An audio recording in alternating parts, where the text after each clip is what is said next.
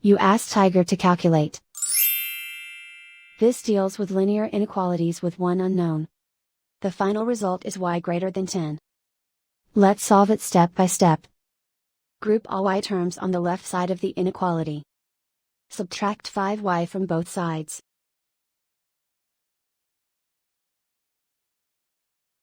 Simplify the arithmetic.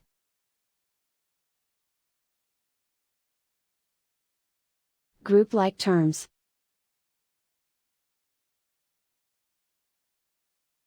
Simplify the arithmetic.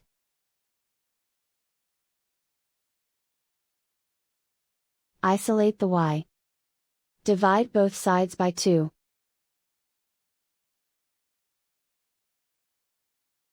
Simplify the fraction.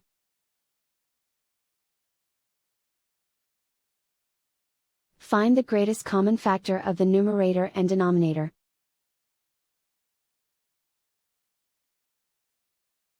Factor out and cancel the greatest common factor.